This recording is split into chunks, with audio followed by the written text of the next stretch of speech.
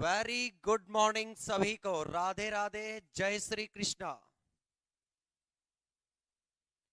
Very good morning सभी को। राधे राधे, जय श्री कृष्णा।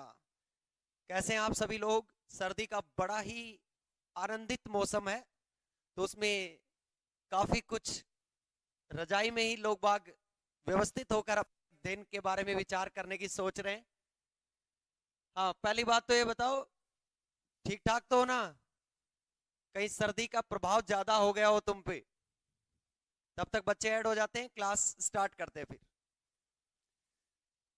कल की क्लास किसी कारणवश टेक्निकल इश्यू होने की वजह से नहीं हो पाई थी, ठीक है? हाँ, शेयर कर देना भाई अपने साथ वालों के साथ, अपने स्टेटस वगैरह जो भी हो। XYZ जितने भी सोशल मीडिया प्लेटफॉर्म्स हैं, जितने भी सोशल मीडिया प्लेटफॉर्म है उनके ऊपर आप क्या कीजिए, शेयर कीजिएगा। ठीक, कमेंट आ रहा है कुछ?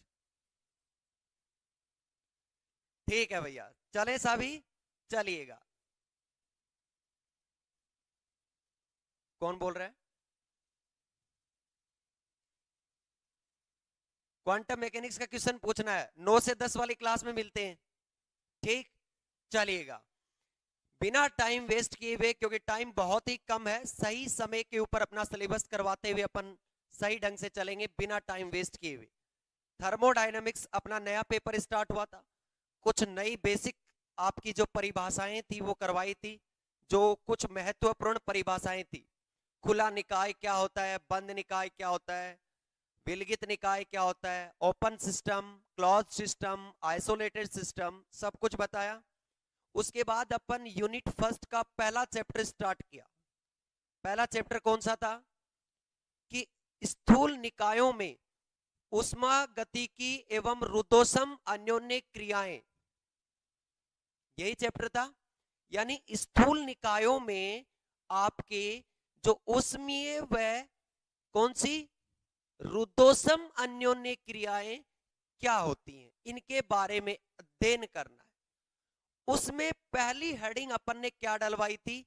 स्थूल निकाय। क्योंकि आप किस में पढ़ रहे हैं वो चीज? आप स्थूल निकाय में, आप पढ़ रहे हैं मैक्रोस्कोपिक सिस्टम में। क्या पढ़ रहे हैं? थर्मल और एडियाबेटिक इंटरेक्शन। तो आपको पहले मैक्रोस्कोपिक सिस्टम के बारे में पता होना चाहिए, स्थूल निकाय के बारे में पता होना चाहिए। डालिएगा सारे बच्चे हेडिंग। पहली हेडिंग है आज की, लिखिएगा स्थूल निकाय। स्थूल निकाय, स्थूल निकाय। अब सुनिएगा, स्थूल निकाय, मैक्रोस्कोपिक सिस्टम, लिखो स्थूल निकाय। और बहुत अच्छे से समझ में आएगा, देखते जाना आप। लिखो पहले थोड़ा सा लाइन। ऐसा निकाय, ऐसा निकाय जिसमें, ऐसा निकाय जिसमें सूक्ष्म कणों की संख्या, सूक्ष्म कणों की संख्या, ऐसा निकाय जिसमें सूक्ष्म कणों की संख्या विशाल मात्रा में उपस्थित हो, सूक्ष्म कणों की संख्या विशाल मात्रा में उपस्थित हो, विशाल मात्रा में उपस्थित हो, ऐसा निकाय, कोमा, ऐसा निकाय, कोमा, ऐसा निकाय स्थूल निकाय कहलाता है। ऐसा निकाय स्थूल निकाय कहलाता है। जैसे, जैसे, नीचे लिखना, जैसे, जैसे सूक्ष्म कण, सूक्ष्म कण, जैसे सूक्ष्म कण कौन कौन से हो सकते हैं? देखो, परमाणु, परमाणु, अणु, अणु, इलेक्ट्रॉन, प्रोटॉन, इत्यादि इत्यादि ETC। आपका एक ऐसा सिस्टम होगा, एक ऐसा निकाय होगा। मान लो एक गैस के डिब्बे के अंदर बहुत सारे गैस के मॉलिक्यूल्स हैं, बहुत सारे।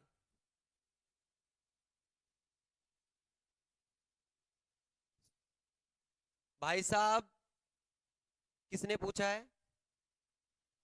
सुरजन भाई साहब, आपके स्क्रीन पे एक नंबर चल रहे हैं 7611981111, है ना? उस पे कॉल कर रहे ना भाई। चलो, ये कोई गैस का एक कंटेनर है, एक गैस का पात्र है जिसमें गैस के मॉलिक्यूल्स हैं। वो भी क्या है? बहुत अत्यधिक मात्रा में है, बहुत ज्यादा मात्रा में है। उनकी संख्या बहुत ज्यादा है, बहुत ज्यादा है। और सुनिएगा सारे बच्चे, ये कोई गैस का एक कंटेनर है, एक पात्र है, और इस पात्र में बहुत सारे गैस के मॉलिक्यूल्स हैं, बहुत ज्यादा मात्रा में। तो जो ये गैस के मॉलिक्यूल्स है ना, इन्हें तो बोलेंगे सूक्ष्म कण, इन्हें तो बोलेंगे सूक्ष्म कण, सूक्ष्म कण। और इस पूरे पात्र को अपन अध्ययन के लिए चुन रहे हैं, तो ऐसे पात्र को बोलेंगे स्थूल निकाय, स्थूल निकाय। ठीक है, स्थूल निकाय। अपन स्टडी के लिए जिसे ब्रह्मांड में चुनते हैं वो तो निकाय, पर वो ये स्थूल निकाय है, उसके लिए क्या शर्त है कि उसके अंदर सूक्ष्म कणों की संख्या अत्यधिक या विशाल मात्रा में उपस्थित होनी चाहिए। यानी रटना नहीं है। कौन सा निकाय? ऐसा निकाय जिसमें सूक्ष्म कणों की मात्रा विशाल, या सूक्ष्म कणों की संख्या विशाल मात्रा में उपस्थित हो, बहुत अत्यधिक मात्रा में उपस्थित हो। ऐसे निकाय को अपन कहते हैं स्थूल निकाय, यानी मैक्रोस्कोपिक सिस्टम। क्लियर है? अब ऐसे सिस्टम है, अब इन ऐसे सिस्टमों का, ऐसे निकायों का अध्ययन कैसे करोगे? स्टडी के क्या तरीके हैं? अपन निकाय तो चुन लिया, मान लो ये मैंने पूरा एक कंटेनर चुना, अब इस कंटेनर के बारे में मुझे बताना है, तो मैं कैसे बताऊं, किस तरीके से बताऊं कि इसमें गैस के मॉलिक्यूल्स हैं, ये कैसे गति कर रहे हैं, इनकी वेलोसिटी क्या है, आयतन, वॉल्यूम, दाब वगैरह क्या है? इन सारी चीजों के बारे में अपन कहां से बताएंगे? उनके तरीके दिए गए हैं, उनका तरीका दिया गया है। सुनो मेरी बात, आप क्या काम करते हो कि आपको ये कह दिया जाए कि जयपुर जाना है, और आपको जयपुर कैसे जाना वही नहीं पता, तो आपके दिमाग में टेंशन होगी। बट आपको जयपुर जाना है और सुबह 7 वाली बस से जाना है, मतलब आपके जाने का तरीका फिक्स कर दिया उसने कि आपके जाने का तरीका है सुबह 7 वाली बस में आपको बैठकर जयपुर जाना है, मतलब आपके अध्ययन का तरीका फिक्स कर दिया उसने। वैसे ही इनके तरीके भी फिक्स हैं। देखो, आओ देखो सारे बच्चे, स्थूल निकाय, स्थूल निकाय का अध्ययन, अध्ययन मुख्य, स्थूल निकाय का अध्ययन मुख्य दो विधियों, दो विधियों की सहायता से किया जाता है, किया जाता है। स्थूल निकाय का अध्ययन मुख्यतः दो विधियों की सहायता से किया जाता है। जो इसकी स्टडी है उसके 2 मेथड्स हैं, 2 तरीके हैं। पहला स्मॉल ए, उष्मागतिक,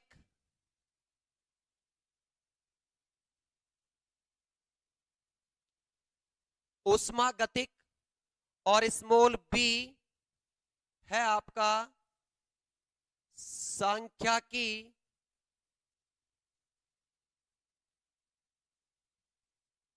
सांख्यिकी विधि, उष्मागतिकी विधि और सांख्यिकी विधि।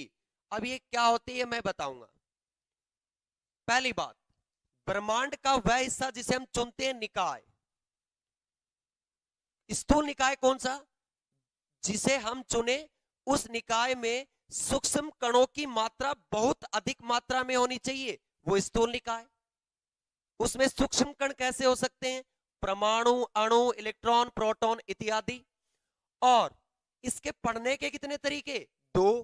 कौन कौन से? उष्मागतिकी विधि, थर्मोडायनेमिक्स मेथड और स्टैटिस्टिकल मेथड। ये दो विधियां पढ़ेंगे बच्चा। आपकी बुक के अंदर करीबन 2.5 यूनिट, करीबन 2.5 यूनिट, 2.5 यूनिट इसी पे बेस्ड है, 2.5 यूनिट, और करीबन 1.5 यूनिट आपके इसी पे बेस्ड है। ये लो, ये लिखने की जरूरत नहीं है तुम्हें, बट मैं समझा रहा हूं कि इस पूरी बुक के अंदर 2.5 यूनिट और इसमें आपकी 1.5 यूनिट खर्च होने वाली है। इन दो विधियों में, इस विधियों के ही चीजें पढ़ेंगे अपन सारी। तो हिंदी मीडियम वाले बच्चे, निकाय वो होता है जिसे ब्रह्मांड के लिए चुनते हैं, यूनिवर्स का वो पार्ट जिसे हम स्टडी के लिए क्या करते हैं, इन्वेस्टिगेट या ऑब्जर्वेशन में रखते हैं, that part of universe is called system. पर सिस्टम जब मैक्रोस्कोपिक सिस्टम होगा, जब स्थूल निकाय होगा, तो उसमें क्या होगा?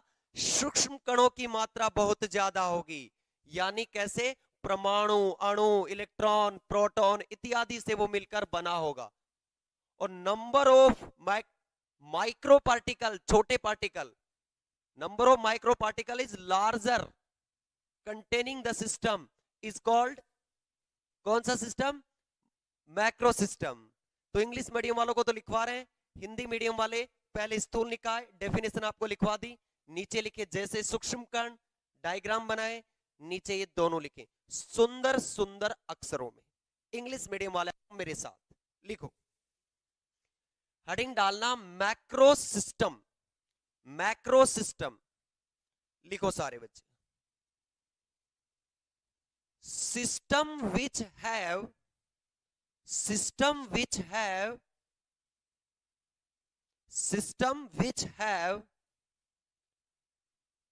large number of, large number of, large number of micro particles, large number of micro particles, micro particles is called, is called macro system, is called macro system, is called macro system, is called macro system।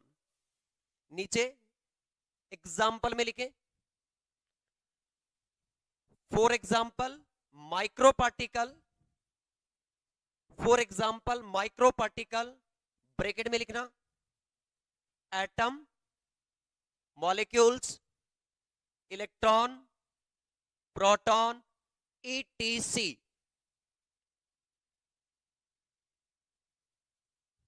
For example micro particle, atom, molecules, electron, proton इत्यादि। Diagram बनाए, macro system, macro system, micro particle, छोटी वाली SIM आती है ना micro SIM, वो छोटी होती है इसीलिए उसको माइक्रो कहा जाता है। ठीक, ये होता है मैक्रो। ठीक, ये माइक्रो पार्टिकल्स, इसको बोलते हैं पात्र। मान लो एक गैसीय पात्र है, गैसीय कंटेनर, ये क्या है? एक गैसीय पात्र, इसको आप लिख सकते हो गैसीय पात्र यानी गैसीय कंटेनर, गैसीय कंटेनर, गैसीय पात्र, गैसीय कंटेनर, गैसीय पात्र, जिसमें गैस के मॉलिक्यूल्स बहुत सारे भरे हुए। और भी एग्जाम्पल लेंगे आगे, थोड़ा सा बस समझने के लिए ला, अभी बताएंगे आपको। ठीक, नीचे इंग्लिश में ना लिखो, mic sorry macro system, macro system arrow लगा के लिखना नीचे, macro system is studied, macro system is studied with two methods, with two methods।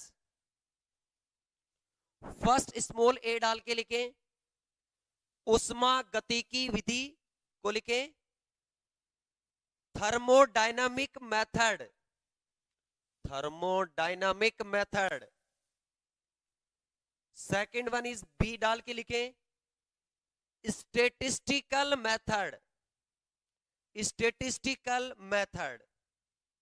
ये दोनों पढ़ने आपको, तो सर जी अब कौन सा पढ़ेंगे? अब पढ़ेंगे पहले वाला। आ जाओ सारे बच्चे, बहुत अच्छे से बताएंगे भाई। देखो एक एक चीज को, आप घबराए नहीं। मैं तुम्हें ऐसी कोई बात नहीं है, यूट्यूब पे मैं इसीलिए आया क्योंकि बच्चों को कन्वर्ट करना था। कहा एप्लीकेशन में बहुत सारे बच्चे थे, उनको ऐड करने में टाइम लगता है, इसलिए मैंने सोचा यूट्यूब पे ही पढ़ा दे थोड़ा दिन। ठीक, आओ अब क्या करते हैं अपन, पहला मेथड पढ़ते हैं, देखो वन बाय वन करके। उष्मा गतिक विधि, उष्मागतिक विधि यानी थर्मोडायनेमिक मेथड। डालो हेडिंग पहली, उष्मागतिक, उष्मागतिक विधि, थर्मोडायनामिक मेथड। पहले हिंदी मीडियम वाले सुंदर सुंदर अक्षरों में लिखें, फिर समझाते हैं कि क्या चीज है, क्योंकि थ्योरी आपके सामने लिखी हुई होगी ना, और मैं बताऊंगा तो आपको अच्छा समझ में आएगा। मेरा पॉइंट ऑफ व्यू ये है। ठीक, कोई दिक्कत हो तो कमेंट करके बता सकते हैं मुझे।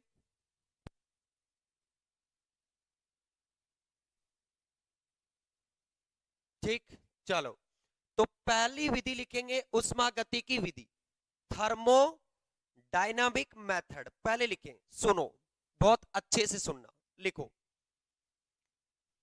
उष्मागतिकी विधि में, उष्मागतिक विधि में, उष्मागतिक विधि में निकाय के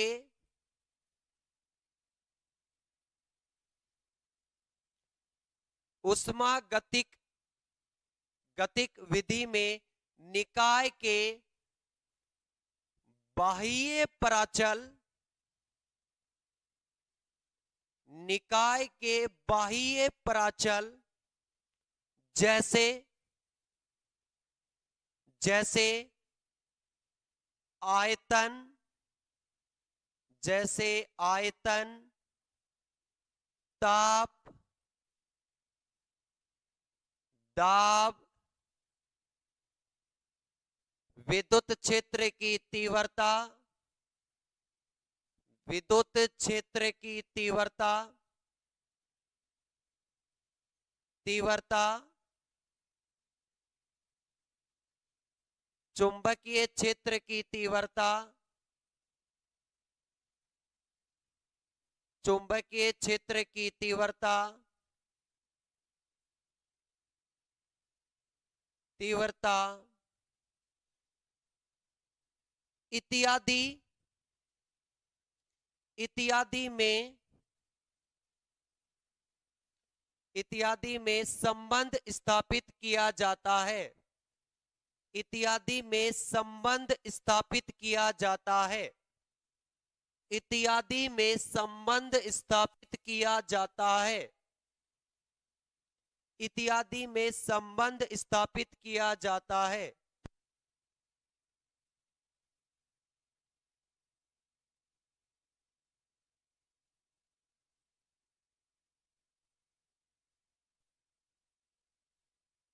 इत्यादि में संबंध स्थापित किया जाता है। अब सुनो, ये बाह्य प्राचल कैसे हैं किसी भी निकाय के, ये बाह्य प्राचल कैसे हैं इस बात को समझो। मैंने कहा एक लोहा है और लोहे को आपने बहुत उच्च ताप पे गरम किया, उच्च ताप पे गरम किया, तो ये किस में परिवर्तन हो जाएगा? द्रव में, लिक्विड में चेंज हो जाएगा। आपने किसी लिक्विड को हायर टेम्परेचर पे गरम किया तो वो किस में चेंज हो गया? वेपर में, वाष्प में। ये वाला जो उच्च ताप है, ये उच्च वाला ताप, ये कहां से आया है? लोहे वाले जो सिस्टम की स्टडी कर रहे थे उस पे अपन ने बाहर से दिया है, आउटर से। इसका मतलब ये कौन सा प्राचल है, कौन सा पैरामीटर है? आउटर पैरामीटर, यानी बाह्य प्राचल। यानी उष्मागतिकी विधि में निकाय के बाह्य प्राचल जैसे आयतन, ताप, दाब, विद्युत क्षेत्र की तीव्रता, चुंबकीय क्षेत्र की तीव्रता इत्यादि में संबंध निकालते हैं, संबंध स्थापित करते हैं। यानी ये कौन सी विधि है? जिसमें कोई भी सिस्टम होगा उसके जो एक्सटर्नल पैरामीटर होंगे, बाह्य प्राचल होंगे, उनके बिटवीन रिलेशन। अब सर इनको बाह्य प्राचल क्यों बोल रहे हो? देख, मैंने अभी बताया कि एक लोहा रखा हुआ एक सिस्टम में, उसको मैंने हायर टेम्परेचर पे गर्म किया, वो किस में कन्वर्ट हुआ? लिक्विड में। लिक्विड कन्वर्ट हुआ वेपर में। कहां से दे रहे हो आप हायर टेम्परेचर? बाहर से। मतलब टेम्परेचर है वो कौन सा पैरामीटर है? बाह्य प्राचल है। इतनी बात समझ में आई क्या? फटाफट इंग्लिश मीडियम वाले बोलो। मैंने एक ही लाइन लिखवाई है कि इस विधि में ये बाह्य प्राचलों के मध्य संबंध स्थापित किया जाता है। फटाफट हिंदी मीडियम वाले बच्चे एक, पहले तो एक कमेंट करें आ गया क्या समझ में, और फिर नीचे 2 एरो डाल के लिखें। फर्स्ट एरो डाल के लिखना सारे बच्चे, इसके नीचे लिखो। सुनिएगा, पहला एरो लिखो, लिखते ही समझ में आ जाएगा। लिखो, यह बाह्य प्राचल, यह बाह्य प्राचल निकाय की अवस्था में, यह बाह्य प्राचल निकाय की अवस्था में परिवर्तन करते हैं। निकाय की अवस्था में परिवर्तन करते हैं। निकाय की अवस्था में परिवर्तन करते हैं। दूसरा एरो डाल के लिखना,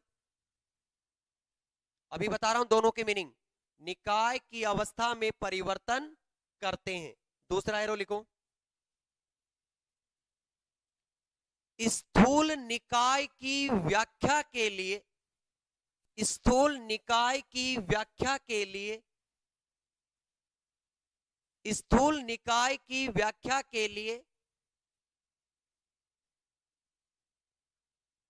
कुछ स्वतंत्र चरों की आवश्यकता होती है। कुछ स्वतंत्र चरों की आवश्यकता होती है। कुछ स्वतंत्र चरों की आवश्यकता होती है। इन स्वतंत्र चरों के अंतर्गत, इन स्वतंत्र चरों के अंतर्गत, इन स्वतंत्र चरों के अंतर्गत किसी भी निकाय की, किसी भी निकाय की, किसी भी निकाय की,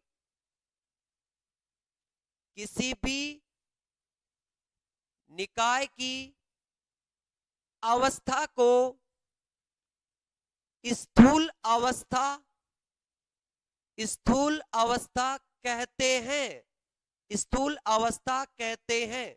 अब सुनिएगा, क्या है?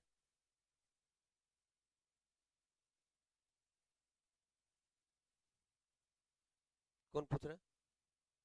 एक सेकंड रुक बेटा, थोड़ा सा पेशेंस रख, बताता हूं।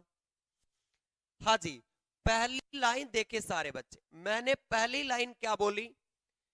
यह बाह्य प्राचल, यानी कौन से प्राचल? आयतन, ताप, दाब, विद्युत क्षेत्र, चुंबकीय क्षेत्र की तीव्रता। ये क्या करते हैं? निकाय की अवस्था को परिवर्तित करते हैं। मान लो ये आपका क्या था? एक कंटेनर में वाटर था, वाटर, इसको मैंने बहुत उच्च ताप पे गर्म किया, तो पहले तो ये वाटर था, यानी लिक्विड थी, स्टेट क्या थी? लिक्विड। जैसे ही गर्म किया ये वेपर बन गया। अरे वाष्प बनेगा नहीं बनेगा, भाप बनेगा कि नहीं बनेगा? और ये जो भाप है ये कौन सी स्टेट है? दूसरी, वेपर स्टेट है। ये लिक्विड स्टेट है, ये वेपर स्टेट है। तो ये सिस्टम स्टेट को चेंज किया कि नहीं किया इसने? अरे से इसने वेपर में कन्वर्ट कर दिया ना। दैट मींस इसने इस सिस्टम की स्टेट को चेंज किया कि नहीं किया? ये पहला पॉइंट लिखवाया मैंने, फर्स्ट एरो। तुरंत प्रभाव से आप क्या करें? इंग्लिश मीडियम वाले फर्स्ट एरो डाल के लिखें, और हिंदी मीडियम वाले बताएं कि पहले वाला पॉइंट जो मैंने समझाया कि बाह्य प्राचल निकाय की अवस्था में परिवर्तन करते हैं, सही है क्या? सेकंड लिखो, मैंने एग्जांपल दे दिया तुम्हें, बता सकते हो तुम कमेंट करके। फर्स्ट एरो डाल के लिखेंगे इंग्लिश मीडियम वाले।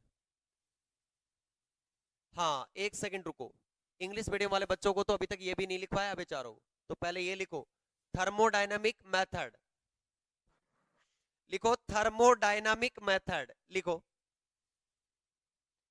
In this method, in this method, in this method, relation between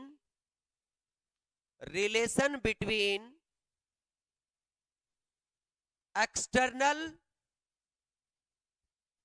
in this method, relation between external parameters like external parameter like volume, temperature, pressure, electric field intensity, magnetic field intensity,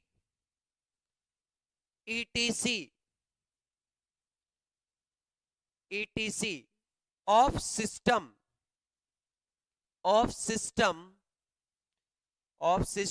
is established, of system is established, is established। ठीक, ये method क्या करेगा? इन external parameter के between relation establish करेगा, ये relation. ठीक, अब first arrow लिखें, फर्स्ट एरो डाल के लिखें, these external parameter, these external parameter, these external parameter, these external parameter make changes,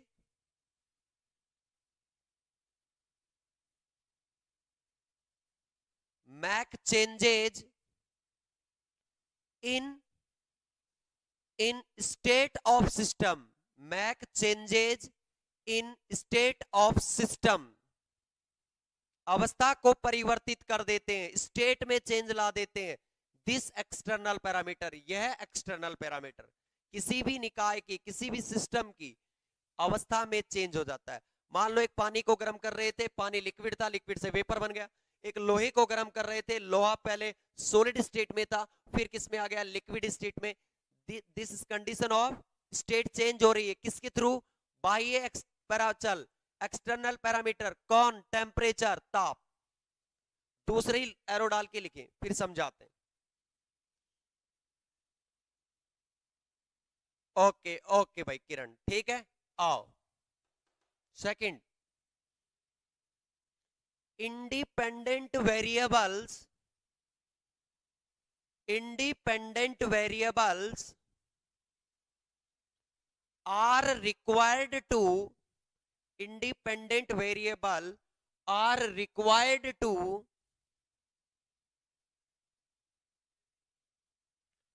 independent variable required to explain macrosystem, explain macrosystem, explain macrosystem,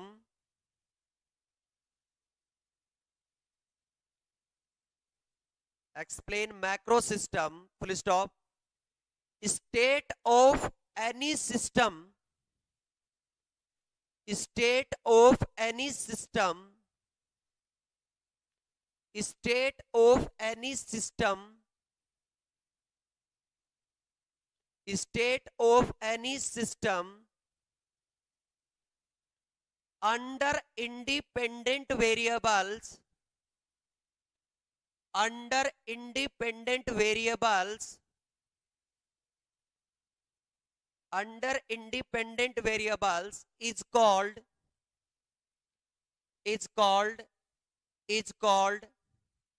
macro state, is called macro state. अब सुनिए, तो second line लिखवा है ना independent variable वाली, इसके ऊपर star डाल लो। ये 2-3 पैराग्राफ के बाद इंडिपेंडेंट वेरिएबल पढ़ाने वाला हूं, यानी स्वतंत्र चर पढ़ाने वाला हूं, तब इस लाइन को समझाऊंगा।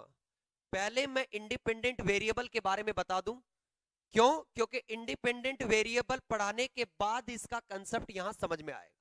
तो ऊपर स्टार डाल लो, मैं वहां कहूंगा कि स्टार वाले लाइन को चेक कीजिए, तब आप वहां चेक करना, ठीक।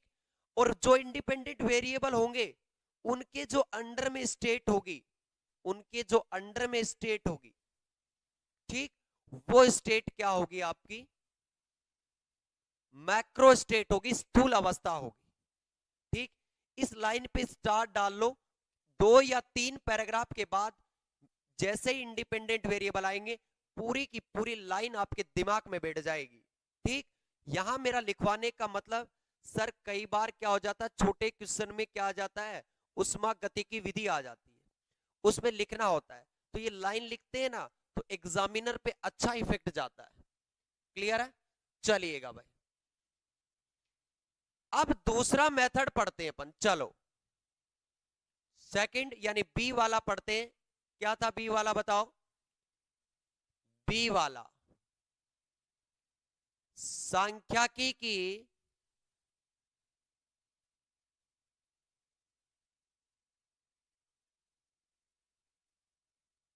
विधि, यानी स्टेटिस्टिकल मेथड, स्टेटिस्टिकल मेथड। वैसे इसके ऊपर अपन यूनिट 3 और यूनिट 4 में ज्यादा बात करेंगे। इसके ऊपर स्टेटिस्टिकल फिजिक्स का पार्ट आपका अलग है, एक है thermodynamics and statistical physics. Thermo पढ़ेंगे 2.5 यूनिट, 1.5 यूनिट पढ़ेंगे स्टेटिस्टिकल फिजिक्स की। क्लियर? चलिए आओ, सबसे पहले इसमें थोड़ा सा लिखें ताकि आपको समझाएं। पहले सांख्यिकीय विधि में, सांख्यिकीय विधि में किसी निकाय के, सांख्यिकीय विधि में किसी निकाय के कणों पर, निकाय पर, निकाय के कणों पर, निकाय के कणों पर यांत्रिकी के नियम, यांत्रिकी के नियम, यांत्रिकी के नियम लागू कर, लागू कर, लागू कर स्थूल राशियों में, स्थूल राशियों में, स्थूल राशियों में संबंध स्थापित किया जाता है, स्थूल राशियों में संबंध स्थापित किया जाता है, स्थूल राशियों में संबंध स्थापित किया जाता है, संबंध स्थापित किया जाता है। क्लियर? ये था आपका सांख्यिकी विधि। क्या बोला इसमें? कोई भी आपका सिस्टम होगा, कौन सा? मैक्रोस्कोपिक सिस्टम, स्थूल निकाय। इस स्थूल निकाय में कण होंगे, पार्टिकल्स। इन पार्टिकल्स पे अपन मैकेनिक्स के लॉज अप्लाई करेंगे, और लॉज अप्लाई करके अपन कुछ रिलेशन निकालेंगे। अब मैकेनिक्स आपकी पढ़ी हुई है, अथक मैकेनिक्स पढ़ते आ रहे हो, बीएससी पार्ट फर्स्ट में पूरी पढ़ी है, उसमें से कोई भी नियम होगा वो लगेगा, बताऊंगा मैं यहाँ पे। उन नियमों की अप्लाई करके उन नियमों को अपन क्या करेंगे, जो मैक्रोस्कोपिक राशियां क्वांटिटीज है उनमें रिलेशन स्टैब्लिश करेंगे।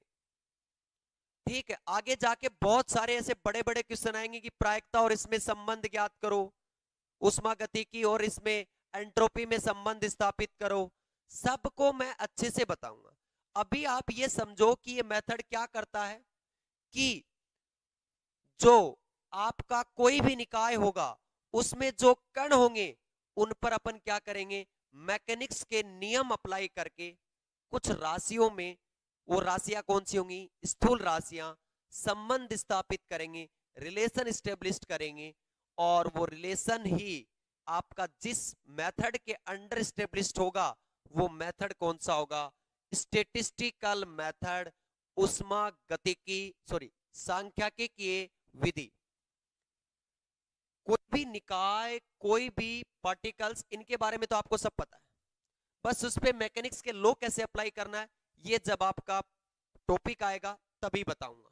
क्लियर? मैं यहां पे आपको टॉपिक के बारे में बता रहा हूं, और लगभग 50-150 लेक्चर इसके हो जाएं, कोई मतलब नहीं।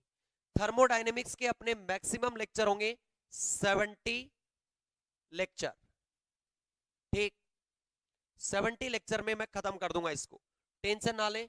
और बहुत अच्छे तरीके से देखना आप, बहुत सुंदर तरीके से सांख्यिकी की विधि के कुछ इंपॉर्टेंट पॉइंट देखिए। पहला एरो डाल के लिखें,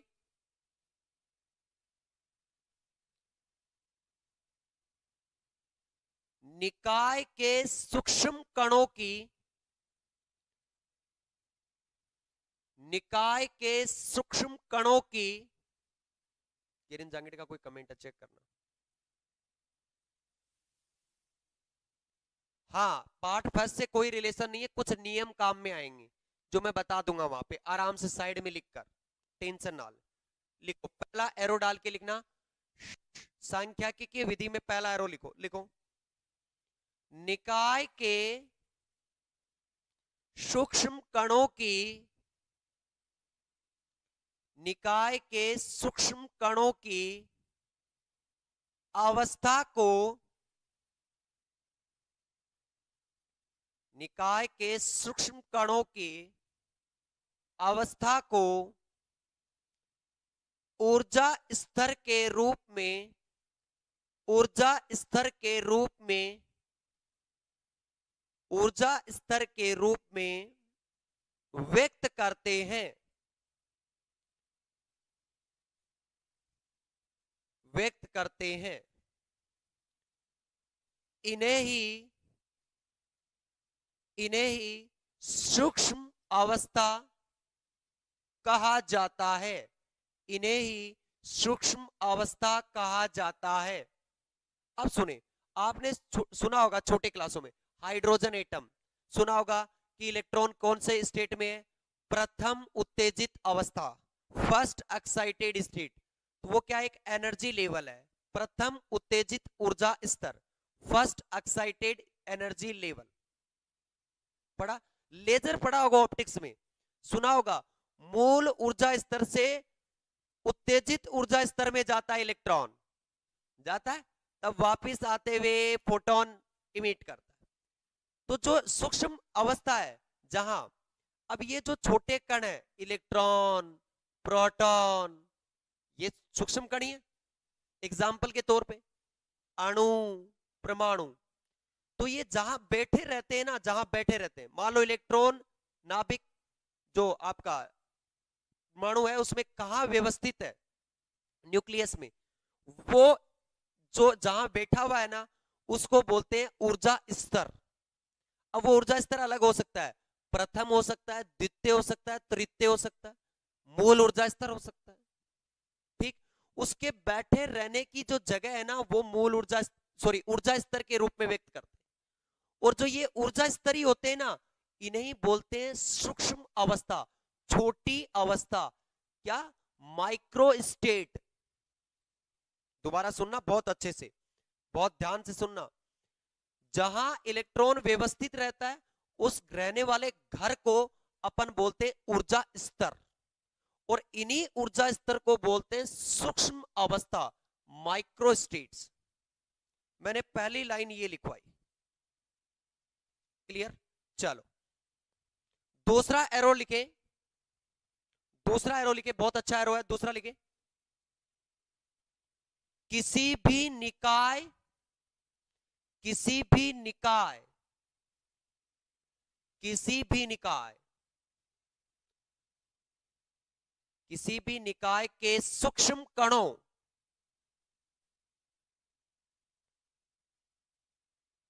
किसी भी निकाय,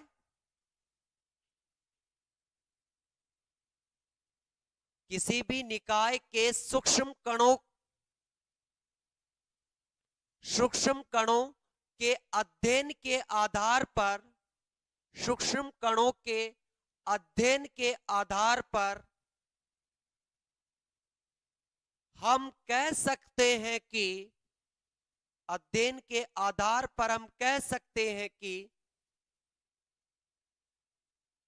वह क्वांटम यांत्रिकी का पालन करते हैं, वह क्वांटम यांत्रिकी का पालन करते हैं, वह क्वांटम यांत्रिकी का पालन करते हैं, वह क्वांटम यांत्रिकी का पालन करते हैं। अब सुनो, हमने स्टडी किया किसी भी सिस्टम को, और उसमें देखा कि बहुत छोटे छोटे कण हैं। तो मैं आपको थर्ड ईयर में जाके पढ़ोगे एक क्वांटम फिजिक्स और क्लासिकल फिजिक्स। तो क्वांटम फिजिक्स में साइज ऑफ पार्टिकल बहुत ही छोटी होनी चाहिए, यानी पार्टिकल की साइज वेरी स्मॉल होनी चाहिए। क्लासिकल में पार्टिकल बड़े होते हैं। तो यहां जो सूक्ष्म कण है ना, वो छोटे छोटे कण हैं, और उनके अध्ययन से पता चला, उनकी स्टडी की तब पता चला कि ये तो क्वांटम मैकेनिक्स के लॉज को क्या कर रहे हैं, फॉलो कर रहे हैं, उनके पालना कर रहे हैं। अब क्वांटम मैकेनिक्स के नियम क्या हैं, फोर्थ यूनिट पूरी की पूरी क्वांटम मैकेनिक्स पे बेस्ड आपकी, वहां बताऊंगा मैं। क्योंकि ये विधि किसमें पढ़ेंगे, थर्ड और फोर्थ विधि, थर्ड और फोर्थ यूनिट में। अभी सिर्फ क्या इसका इंट्रोडक्शन। जैसे आप वहां जाते हो, शोरूम में जाते हो गाड़ी देखने के लिए, कहते हो ये गाड़ी ये ठीक है, ये पसंद है, तो जाते ही थोड़ा बहुत चला उला लेते हो, क्या गाड़ी की सारी इंटरनल इंफॉर्मेशन आ जाती है क्या आपके पास? वो तो कब, जब एक दो महीने रहेगी आपके पास, तब आराम से अध्ययन का पता चलेगा, उसका अध्ययन करोगे। तो आप फोर्थ यूनिट में जैसे ही जाओगे, आपको पता चल जाएगा ये छोटे छोटे कण कैसे आपके क्वांटम यांत्रिकी, क्वांटम मैकेनिक्स के नियमों की पालना कर रहे हैं। क्वांटम मैकेनिक्स आपके लिए एक नई ब्रांच है, आप अभी तक नहीं पढ़े उसको, अब आएगी वो। ठीक, तो आपको फोर्थ यूनिट में अच्छे से एक्सप्लेन करेंगे। चलिए तीसरा एरो लिखें फटाफट, तुरंत प्रभाव से लिखना भाई। किसी भी कण की अवस्था, किसी भी कण की अवस्था, कण की, किसी भी कण की अवस्था को, किसी भी कण की अवस्था को क्वांटम संख्याओं के, किसी भी कण की अवस्था को क्वांटम संख्याओं, क्वांटम संख्याओं, क्वांटम संख्याओं के समुच्चय के रूप में, क्वांटम संख्याओं के समुच्चय के रूप में व्यक्त किया जाता है, व्यक्त किया जाता है। जैसे, जैसे एग्जाम्पल है, इलेक्ट्रॉन की अवस्था को, इलेक्ट्रॉन की अवस्था को 4 क्वांटम संख्या, 4 क्वांटम संख्याओं, 4 क्वांटम संख्याओं के समुच्चय के रूप में, के समुच्चय के रूप में, समुच्चय के रूप में व्यक्त करते हैं।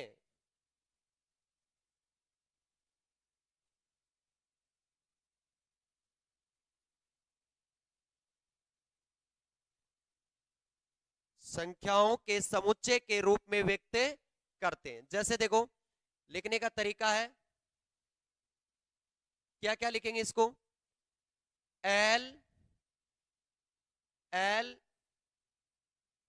Sorry N L M L और एम एस, ये क्वांटम नंबर होते हैं।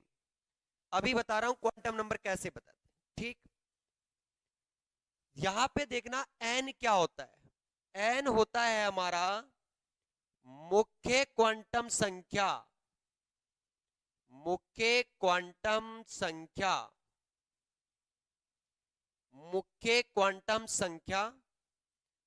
एल क्या होता है, कक्षीय क्वांटम संख्या,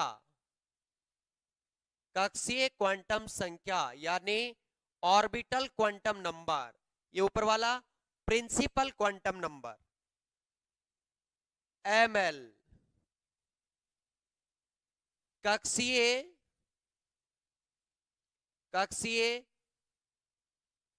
चुंबकीय क्वांटम संख्या। और लास्ट एम एस क्या है,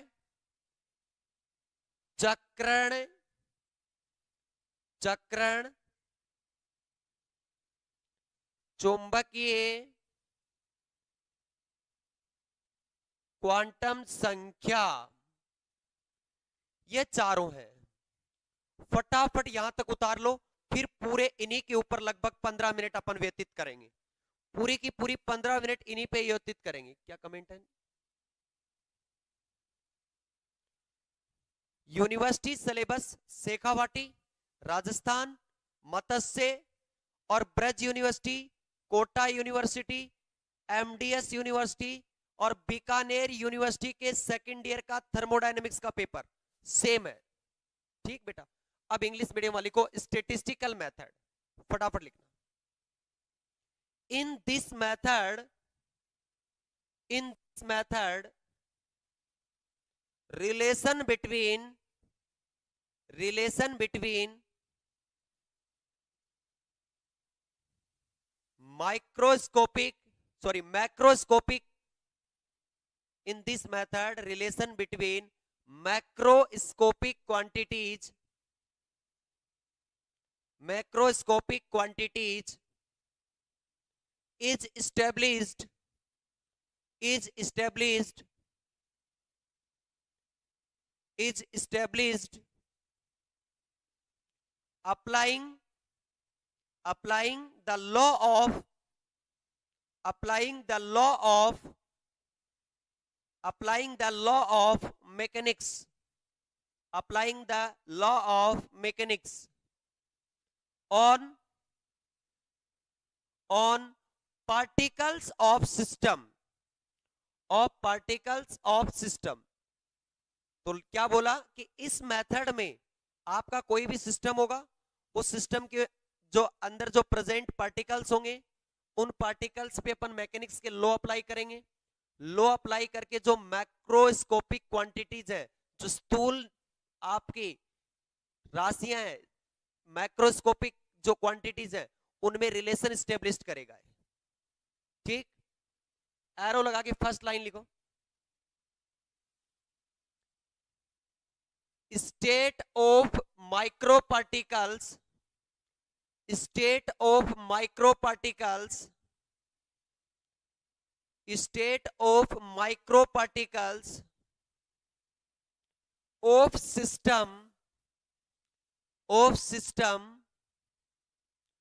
is represented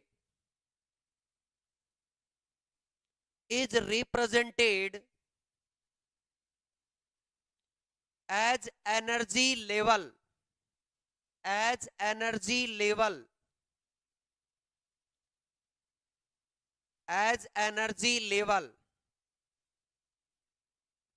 that are called microstates English medium वाले सुने, जो माइक्रो पार्टिकल्स आपके सिस्टम के अंदर जहां बैठे हुए सिचुएटेड है, उस एरिया को, उस स्टेट को अपन क्या से रिप्रेजेंट करेंगे? ऊर्जा स्तर, energy level.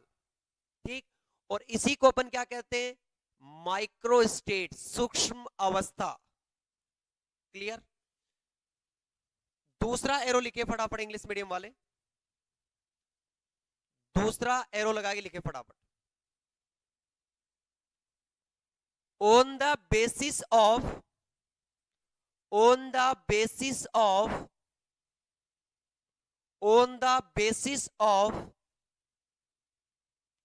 on the basis of study of microparticles study of microparticles of system microparticles of system, we can say that we can say that we can say that we can say that these follow quantum mechanics.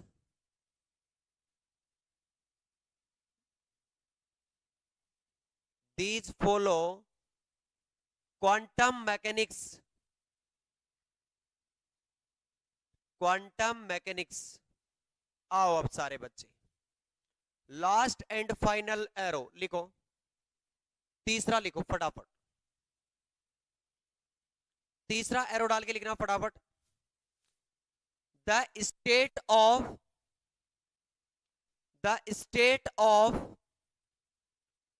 any particle, the state of any particle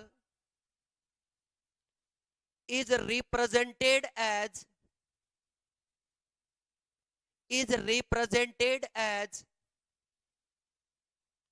set of quantum number set of quantum number set of quantum number set of quantum number। Example देंगे, for example लिखे, example state of electron, example में लिखें state of electron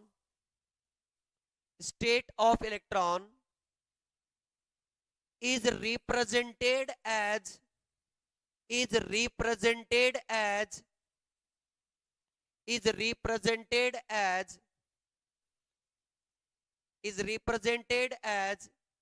set of four quantum number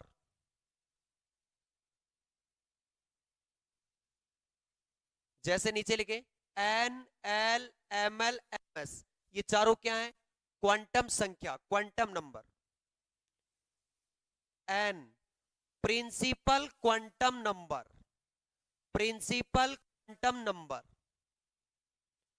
orbital quantum number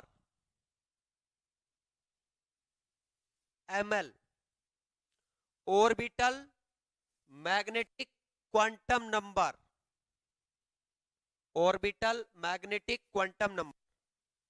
MS spin magnetic quantum number, magnetic quantum number.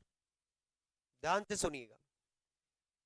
एक व्यक्ति घर में रहता है और उस घर में उसके 4 सदस्य हैं, दादी, दादोजी, पापा और मम्मी। ये 4 उसके साथ में रहते हैं।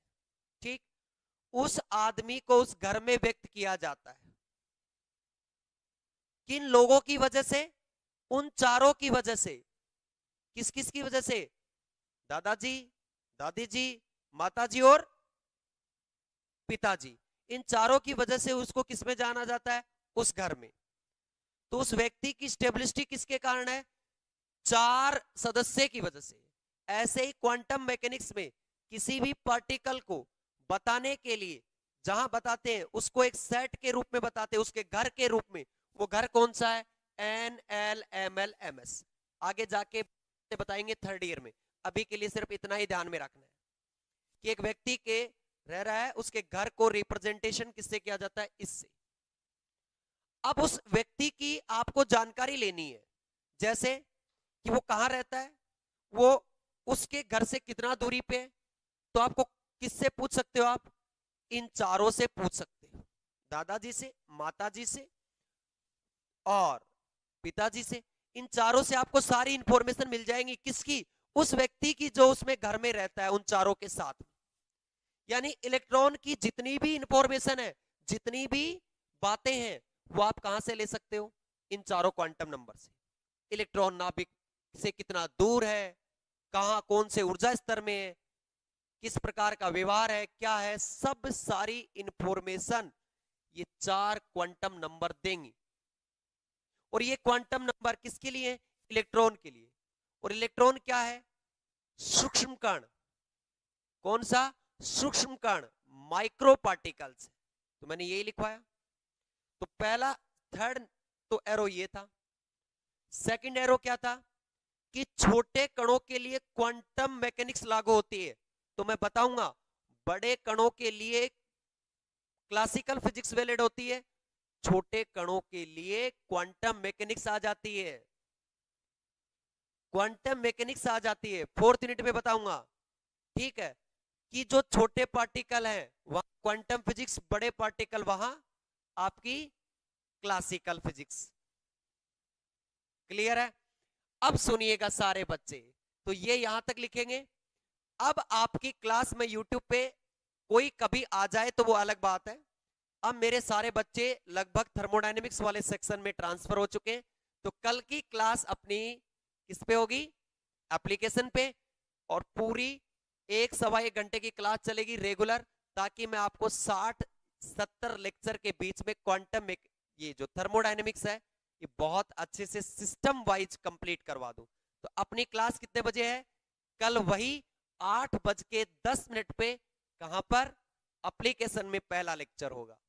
तो जो बच्चों की फीस जमा है वो तो लेक्चर शो हो जाएगा, नहीं है वो आज करवा देना, ताकि आपके लेक्चर की फीस जमा। ये बात मैंने पहले ही बता दिया था कि मैं यूट्यूब पे नहीं पढ़ाऊंगा, कुछ बच्चों को बुरा लगे। देखो मैं पहले ही बोल के किया था, कहीं आप मेरे से जुड़ रहे हो और आपको लगे कि फ्री में नहीं पढ़ाएंगे। भाई जीवन यापन करने के लिए कुछ धन राशि की आवश्यकता होती है। ठीक, तो अपन कल एप्लीकेशन पे मिलेंगे। जिस बच्चे की फीस डिपॉजिट नहीं है वो करवा देना, सेक्शन में ऐड हो जाना। बाकी अपन मिलेंगे कल सुबह 8:10 पे। और ध्यान रहे, कोई भी ये यूनिट जो स्टार्ट कर रहा हूं ना, ये थोड़ी सी बड़ी यूनिट है, बाकी अपन कल मिल जाएंगे। आज के लिए राम राम सा, जय हिंद, जय भारत।